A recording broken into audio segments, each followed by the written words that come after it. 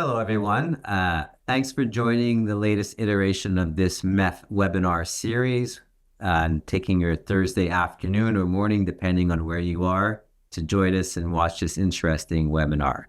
Today's webinar is entitled How Real-Time Data is Taking a Bite Out of Crime. And with me today, well, let me introduce myself first. My name is Nick Rossman. I'm a program director at MEF, kind of run or oversee the various programs here at MEF, and I specialize on the fraud side or the anti-fraud side of things for MEF.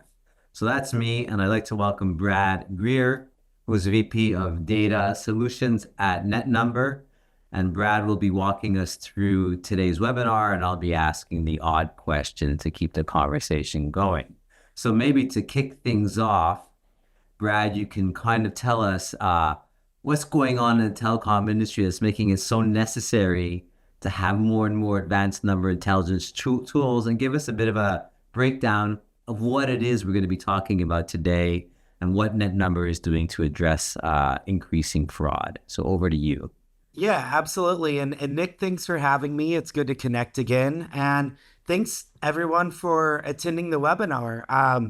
I really want to talk today about our number check service. And we have grown the service tremendously. And a lot of clients are adopting it. A lot of clients are adopting it for some of that pre-fraud use case, managing efficiency and cutting costs. And so really what I wanted to do is I wanted to get on this webinar and really talk about this service holistically. Many of you are in data or are in some sort of telecom ecosystem. And I wanted to just kind of lay the land that there are two different types of data that anybody across the world is really hunting after. The first one is foundational data. Foundational data plugs and plays on everything that you have. And then there's more, I don't want to say the word fragmented, but I want to say more functional data. Functional data is very specific, usually a specific geography or a specific touch point. Today at Mobile Ecosystem Forum, we're going to be talking about foundational data because NumberCheck, along with our carrier ID service, are both foundational data services. So really, Nick, what we're going to be covering today is I thought maybe we could lay the landscape here a little bit and talk about what NumberCheck really is, where we have it, what it's being used for. And I have a couple awesome case studies that I've actually done with real clients to help them monetize the service and create value. So I thought that would be a good trajectory for today. Does that sound good with you and everyone attending? Yeah, sure. It certainly does. Look, but maybe just before getting into the brass tacks, as it were, I'm sure a lot of our audience is sophisticated and in the weeds on this. But maybe for those who are tuning in for the first time, could you just spell out or let us know who would use this service? Is it operators, or is it brands, enterprises? Just to give us a sense of that, and then we can dig into more detail around the use cases and how everything works and where you can use it. Got it. So short answer is any company that has phone numbers running through their ecosystem can use the service. So pretty broad, right? Now let's talk about what the service really is. NumberCheck is a confidence index that we've designed to help you validate and verify phone numbers flowing through your ecosystem. Now, what does that really mean? Most people report their phone numbers, or communication service providers buy their phone numbers from a various source. And then what happens is those phone numbers go through a provisioning event with an operator, right? So what we really done is we've really taken a lot of the data that we've been working with for over 20 years to build a confidence index to just help you know that the phone number is valid and potentially reachable running through your ecosystem. So at a high level, you can send us a phone number in real time. We'll tell you if it's a valid, and we'll give you a confidence on whether we think it's reachable if you message or call it. And that's sitting on a lot of different data in our infrastructure, proprietary to us that you can't get anywhere else. So really, to pivot, I know that most of you are probably curious about the logic, but does that answer your question, Nick, before we dig into that? Absolutely. And I guess the implication here is that what fraudsters are doing is they're spoofing number ranges, right? So they're using numbers that are invalid, that get through people's networks, and then they use those invalid ranges to do naughty things, right? Yeah. So you're proactively filtering out all those number ranges or numbers that you see as being invalid, correct? Yep, that's correct. And another thing about invalid is sometimes phone numbers just are not in use. They match the short or long code range with whatever country that you're looking at, and they're just not in use. So if a fraudster figures that out and they want to go undetected, they might provide you with that phone number. Or they might provide you with a phone number that they know is disconnected, just to make sure that they go unnoticed, right? Yeah. I think what's great about that, because what we're hearing on the Met side is that often the industry is tackling the fraud after the fact. So it's happened, it's been reported, and then they retroactively, look at how it got through and try to prevent it. What's really nice about this is that you're actually preventing the number from going through in the first place, because you're saying, hey, wait a second, in real time, this number doesn't look right. You should not let that number route through your network, right? I guess that's sort of the proactive solution.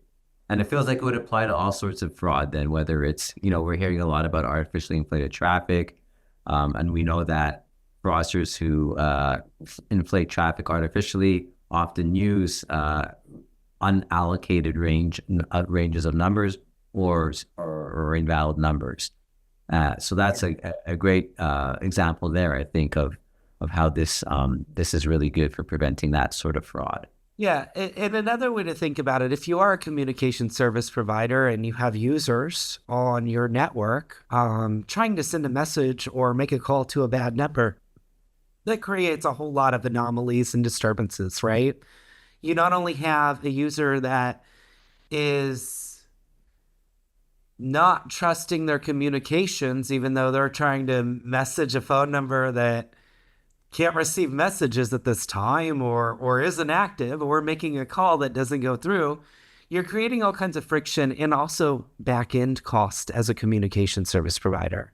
So this service really is designed for everyone. We have enterprises using this service to make their call efficiency better on customer service.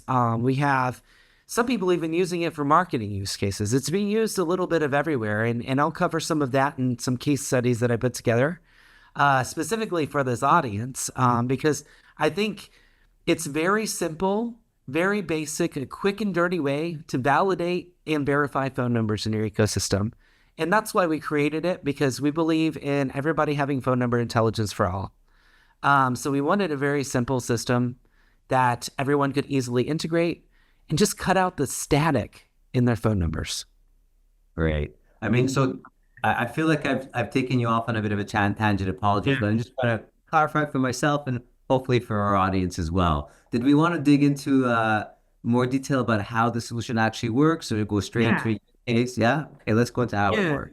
So you're probably thinking, okay, well, that's a loaded gun, right? How do you validate numbers, Brad? How do you verify them? All of these different things go into that, right? Really what happens when you send us a phone number is we go through a process that we defined and we developed over the last 20 years. You're sending us a phone number. We're checking to make sure it's valid. What do I mean by valid? We're checking to make sure that an operator and a line type is provisioned to the phone number. If it's not, guess what?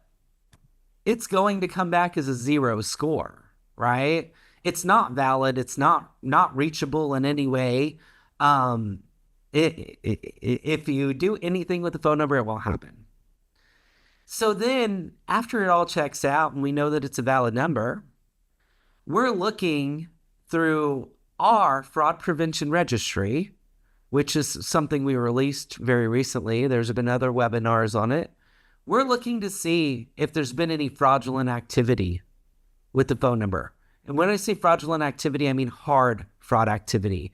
Like a bank reported this as part of a malicious account takeover. There was spoofing done with the phone number recently. There was something that was happening that makes this phone number in the greater scheme of fraud, right? So we're looking at that. If fraud does come back, we're sending you that back as a 0. You shouldn't be calling that. You shouldn't be texting that. It's fraud, right? Then after the phone number comes back and there's no fraud, we're looking at our own network activity. NetNumber has billions and billions of activities over the year with phone numbers. We see about 85% of phone numbers in our ecosystem on a regular reoccurring basis. So really what we're doing there is we're looking for positive and adverse activities that would make the phone number reachable or not, right? If a phone number ported away from its original operator and then was porting back in a certain period of time, that might not make the phone number reachable, right? If something was going on with provisioning with a phone number that would make the phone number not reachable, guess what? We're going to lower the score on that. So the score is from 0 through 5. The higher the score, the higher likelihood the phone number is reachable. So after we look through the network and we do our machine learning model, and we update the score, we know what geography the phone number's in. We know what operator it's signed to. What we will actually do is we will actually look to see if the phone number is covered in an HLR network. For those of you tuning in that aren't too familiar with HLR, that's your home location register that most 2G, 3G service providers use to check that a phone number is subscribed to before they send a message or make a call on a mobile line. We're looking to see if that's covered in our plethora of HLR networks and sources. If it is, we go ahead and query that during the number check process to see if the phone number is being reported as active or not active. If it's not active, obviously it's a 0. It's not reachable right now. If it is active, that will increase the score. So what we're really doing there is we've developed a machine learning model that's proprietary to NumberJet, and we're taking your phone number through that whole model of everything that we know about that phone number to try to give you confidence in whether you should message or call it. So that really applies to everybody. When you think about different types of customers, communication service providers, messaging providers, enterprises, other data providers that are doing modeling and scoring, CRM systems that make outbound calls. I mean, anybody making messages or calls really can use this. This tool is real time. It's updated as soon as you send us the phone number. So we do a 14-day look back on all activities with phone numbers. It's a little bit more aggressive than some other services out there. So it's fresh now and to the point, if that makes sense. Absolutely. Look, I have a couple of questions here, kind of unrelated. The first is you were mentioning, we talked about the score, the confidence index here. Yeah. So you would share that confidence index with me, and then I would internally with my organization figure out which level of confidence I'm happy with and which I'm not happy with, and based on that, I would decide which numbers I may want to allow, which numbers I may want to block. Is that sort of how it Is works? yeah, and this is my baby. I work directly with clients and I help you, develop what the appetite for the confidence index is based on what internal data you have about a phone number. Right. Sometimes what will happen is if you're seeing a lot of ones because you're doing some sort of quick onboarding or OTP verification, there's some internal data that you might have to tell you what to do with a one if you're seeing ones come back all the time, right? Right. And so that's And, where we work with a lot of our clients, because this confidence index is one for all, but depending upon what you're doing, the results might be a little bit different. We do have additional helpful indicators that come along with the confidence index. We have reason codes. So if a phone number is a zero, we usually tell you why, Mhm. whether it's not allocated to a code range, whether the operator hasn't provisioned it, whether it's being reported as inactive or in association with fraud. So we're actually telling you that. But everything else, the 1 through 5, is up to you, and it Right. depends on what data you have. And would And I maybe be balancing that out between my fear of false positives, or what would inform my decision around what level of confidence I want, like really rigid or a bit more flexibility around that? yeah, it totally depends on your use case, right? Yeah. If you're saying, I'm deploying SMS messages for marketing and promotions might be a little different than I'm ensuring that messages go through my network to phone numbers outside of my network. That's probably a little different, right? Yeah. So, so number check has the flexibility of that with a confidence index, and really where everyone is shining by figuring out how to understand and articulate it with their own internal data and using it towards their total ecosystem, right? Not just using it when they see a number once, Right, right? right, right. Using it as they're working with the numbers. Very cool. Yeah. So we're talking a lot about the numbers. I have a question on that then. So, Sure. are your range, do you have numbers that are like a global range of numbers all over the world? What Yeah. markets are you operating? What does Yeah. that? So let's talk about that a little bit, and that pivots directly to my next slide. Oh, So So really, for phone validation, we can do that everywhere in the world. We source directly number portability data everywhere that we possibly can, everywhere it exists, right? In areas that it doesn't, we've been doing code range for so long here at NetNumber that we really have it down pat. So what we really offer is any country in the world is covered for phone validation. That's their first use case to just make sure a phone number is valid, right? So that is score 0 is invalid, 1 is valid, 1 and above, right? So that can be done in all countries anywhere across the world. Then we have phone verification. That's where it gets a little tricky, right? There are certain countries that do not have standard protocol or practices yet in order to participate in verification, or we haven't sourced them yet and they're on a roadmap. So, phone verification currently exists in 56 countries across the globe, and 53 countries partially, depending upon the operators in the country, right? There are some that have onboarded technology and services faster that we're able to integrate and acquire. And then there are others that just simply do not, right?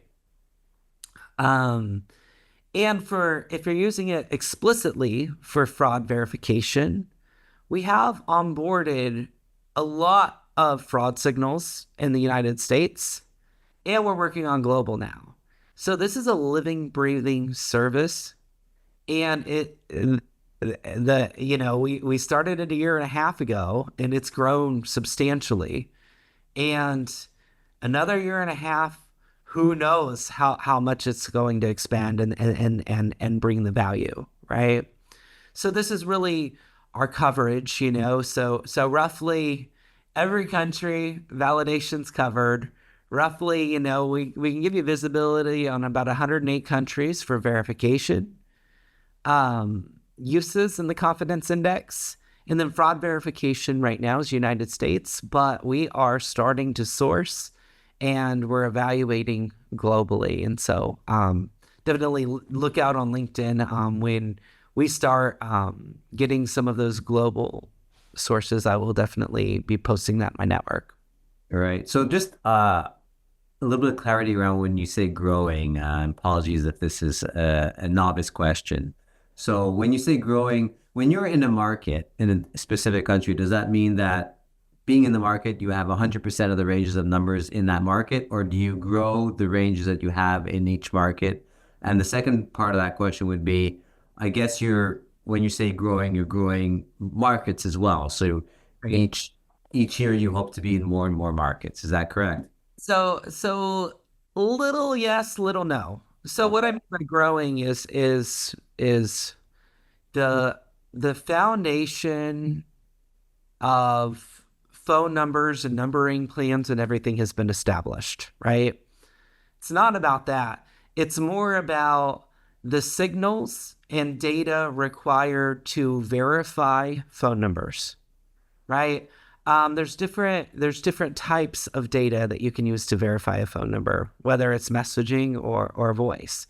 And so what I really mean by that is technology and systems emerging and making that data available to use in our confidence index is always emerging. So that's what I really mean by growing. Okay, thanks for the clarification. So I had it a bit wrong in my head, so I'm glad that you explained that. Cool. I think earlier you talked about HLRs. I was wondering if you could go back to that a little bit because I was wondering about the HLR lookup. I think some people in the industry use those to check if a phone number is accurate. How's like number verification better than doing that, right? How does that look? Yeah, so the thing about the home location registry is it's not available everywhere and it doesn't always work everywhere. So what happens sometimes is if you look up a phone number in home location registry to determine if it's active or not active, you are usually using it to administer some sort of communication. Now, there are various operators across the globe that if you don't follow up with a communication, they block lookups for that specific operator in that specific country. So that's a kind of an example of a nuance. And it happens and you can get it unblocked, but you have to communicate about it. Well, what that does is it interferes with the stability of being able to use that service in that country with that operator all the time. So it's very fragmented. How number check is very, very different is the HLR lookup is only one aspect of that, right? We're looking at our network, we're looking at phone validation, we're looking at all kinds of different things and baking that into our confidence index so that when there are problems with the home location registry or HLR, as you called it, you're not putting all your eggs in one basket, so to speak. If you look back at this slide, really, you know that you always have to block zeros, right? 1s through 5 are we know are valid numbers.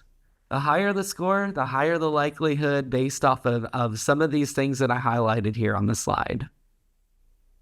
Yeah, I mean, that makes a lot of sense. I know that when we look on the fraud side with our members in math, there's several complementary tools that you can combine together to get a fuller picture of what's fraudulent and what's not. And it feels like what NumberCheck is doing is that a bit of that internally. So looking at different parts to bring it together to have a score, an accurate confidence score. All right. Yeah. And Yeah. that kind of leads to our next slide, right? Which it's much more than an HLR query. We put it on the slide. We're just calling that out. Here's some of the use cases that have currently been adopted for number check. And when I say this, like we released number check about a year and a half ago. Um, we maybe started out with 10 customers. Now there's hundreds, right? Um, really this is what it's formulated or rolled up to or evolved to, which is it's kind of fun in product, right? You build it with a specific hypothesis and then you don't know what how or what it's going to be really adopted or the true value of it, right? Until you start working with those clients and get some feedback. So the first one is really about routing. As you can see on the slide here, you can block malformed, unallocated, fraudulent numbers, right? Well, what does that help you do? Helps you avoid unnecessary termination costs and reduce fraudulent traffic in your network, right? So if you're a service provider, if you do that, it's going to help you there. Customer onboarding and KYC. So really, we've heard a lot about all these mobile and digital identity services. You can get subscriber data through KYC matching. We even offer it at that number. Um, the challenge is some of those services are expensive, right? They're expensive and they require consent and they put friction in your onboarding. Well, what Number Check can do is it can help you detect whether or not you want to go through all of that early on. If a phone number is not valid or not reachable, why are you doing that, right? And that kind of goes with the use of prevented, malformed, unallocated, fraudulent numbers again. But it really helps you screen it out.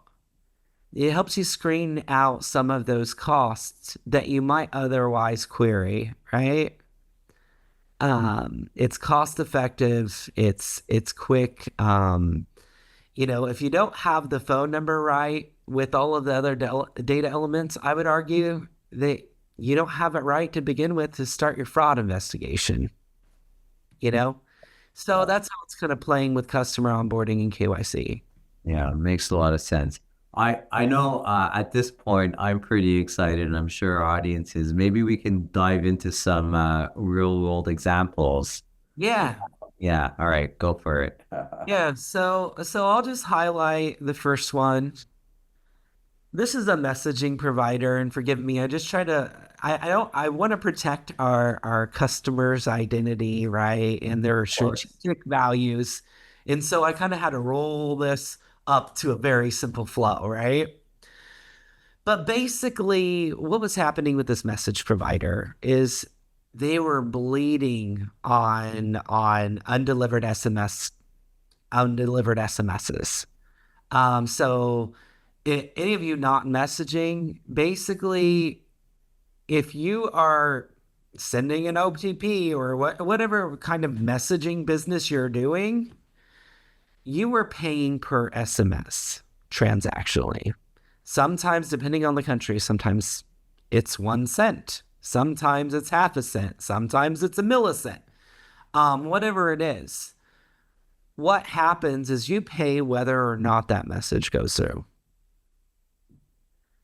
And this specific provider had a lot of messages that weren't being delivered. In fact, they were suspicious. They find out after the fact that they were not delivered. They were at about maybe 28% messages not delivered. They were extremely high volume, right? So if you're paying 1 cent per message and you have, let's just say, 1 billion messages a month, which is probably a standard number when you think about the amount of messages that go through, 20% of that is a lot of money, right? That's like, what is that, $2 million? Yeah, too much money, too much. Yeah. Well, what really we did is we dug into their process, right? We already knew that we could help them validate phone numbers, right? We really dug into their process, right? And we were able to see where the user message started, and we were able to take to query number check, which is kind of my first box there, is valid. If it's not, they reject the message before they pay for it, right? And then we discovered some internal data that they've had that had to do with when they saw the message last, or when they saw the last time the phone number was used in their network. And then we migrated basically our confidence index with their last seen index for phone numbers and wrote a rule around it. So if they haven't seen this phone number send a message in the last 5 days and it didn't score above 1, then they would reject the message, right? So what we really did is we created a way for them to mitigate sending ineffective messaging, right? What happened with that as a total result of all the phone numbers in their ecosystem? We detected 12% invalid phone numbers of their total phone numbers. So when you think about how much money that saved them, if they were at a $2 million loss, we just at least shaved it in half, if not more, right? Yeah. Also, we identified a lot of fraud on their network that they didn't know about, so they could take appropriate action on whoever was administering those messages. Wow. So that helps. In the States here, Nick, some of us see some of these beautiful FCC fines coming out. Yeah. Helps address that, right? Absolutely. Or reduce exposure at least. Yeah. And then they noticed that their platform improved on running because they were terminating bad phone numbers and users faster, right? So they were getting more of that net true successful traffic than all this other junk that they're having to action around that was weighing down their platform. Right. So really what it did is it helped them, performance wise. And they had a lot of inefficient processing modules. And I'll tell you, when we dive into the data and they start saying, when we start hunting for their internal data to plug into the confidence index, when they're reviewing that data with me in the process to get there, they always identify inefficient processing in their own platform infrastructure. So they actually identified stuff while we were on the phone. And I'm like, oh, that's awesome, right? Crazy, yeah. They were able to, maximize efficiency and reduce cost. Yeah. So, Sorry. Go ahead. Sorry. Oh, okay. Sorry. This messaging provider has been up and running with this process now for about 5 months, and they've just seen such a difference. Yeah. They're blocking fraud. I feel like my contacts there, everybody's happy. We check in every month, and they're just excited for what's next with NumberCheck. I mean, I was mentioning earlier, and I apologize if it feels like I'm beating a dead horse here, but I know our members are very concerned about artificially inflated traffic, AIT. Yep. And it it feels like this applies a lot to that, because what we're seeing as fraudsters using invalid phone ranges, number ranges, or spurious numbers to generate inflated traffic. And it's never terminated because it's not, they're unassigned ranges, right? So it feels like this would exactly. I see exactly. This is a similar use case in a different field, right? Yeah. And the hyperscalers are getting killed with one-time passwords this way, right? Yeah. And we're seeing, again, I hear it every day from our members, we're seeing people, brands moving away from SMS for one-time passwords because they've lost so much trust, because there's so much AIT and other activity happening on one-time passwords. So again, super useful to understand how this solution works and what it can address. Do you Yeah, have? I'm that seeing case. that kind of dives into our case two, Yeah. which was actually a hyperscaler. Oh, So okay. yeah, and it was very much so that, Nick. So this, and I'm calling it an enterprise. It's a hyperscaler, though. They offer social media services and e-commerce marketplace, financial services sector. It's extremely global, extremely fast paced. Have their hands in a lot of different honey pots, so to Mhm. speak. Well, what was happening is they were getting an aggressive amount of fake profiles created. Like after doing identity checks and all of this, and they were sending over 1 billion OTPs per month, which is a lot of OTPs. And basically, what was happening is some of the fraudsters were going in and if a phone number, if they had access to a phone number, could do an OTP, they would do it, and then they would change the number, and all of these different things were happening. One of the financial services tools enables transfer of money. So, we have suspicion that that's what was really under attack. And the payment information in the e-commerce place, and maybe even just some of the social media information that they offer. Um, so really what we came up with for them, to mitigate this is the new user, when they would create a profile and provide a phone number, we just simply, again, we plugged in number check to evaluate it, right? Is it valid or not? If it is, they're just transmitting the OTP, and then they start using their KYC processes. So what it did is it cut a lot of static out of their KYC processes. And again, that can kind of go hand in hand with AIT. That's Yeah. probably one of the very many things. But really what it was a quick and dirty way to say, look, you're sending me this phone number. Do I even want to mess with you or not? Right? And what really what happened is, again, an OTP, you pay per OTP, regardless of whether it goes through or not.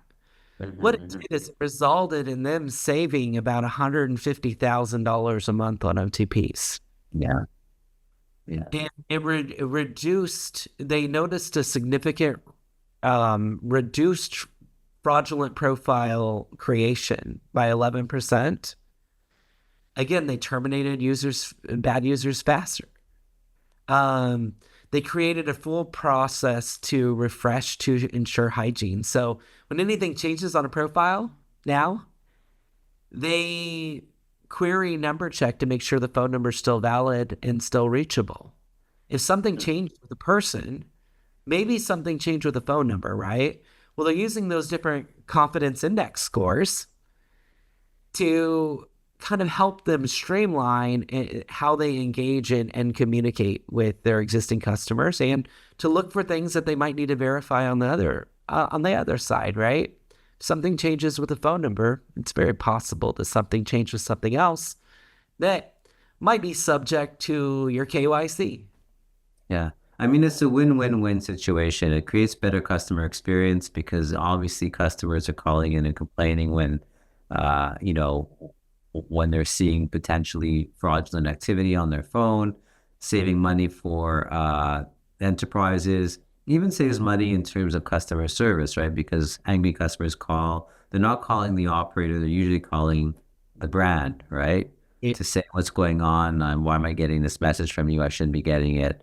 Or they get angry at the brand if they've been if they've been Yeah, the victim of fraud, some right? sort of attack or brand Yeah, yeah. impersonation. Yeah. So it improves customer experience, saves costs on like operational costs from the customer operational side as well. So Yeah. for me, these feel like win-win wins. This is, I was remiss at the start of the webinar. I probably should have told our audience to put questions in the chat. I'm going to check it soon, but I'm sure that there are questions there. Please feel free. Uh, uh, Ask us questions, put them in the chat. Brad will probably take a look at those after the webinar and get back to you at some point with some answers, or even during the call, during this call, before the call ends, if you can. And, always everyone reach out on LinkedIn, totally responsive. If you have questions or you're unsure on what to do with phone numbers in your ecosystem, like that's my job, is to help look through everything that I can and help you figure it out. So feel free to reach out. My team is growing. I'm building a whole entire team on data solutions. And so it's really important for us to help you guys maneuver and get you the right data that you need to solve the problems. Perfect. This has been really informative and super interesting. And thanks again, Brad, for giving us this overview. I really appreciate it. I feel like I've learned a few new things today, so that's been good for me. I'd like to wish everyone a nice rest of their Thursday and a nice weekend that's coming up, I guess. Thanks again to you, Brad, Yeah. and speak to you soon. Yeah, thanks everyone for attending and thanks for having me. It's always fun to hop on one of these with Mobile Ecosystem Forum. Cheers. Thanks, everyone.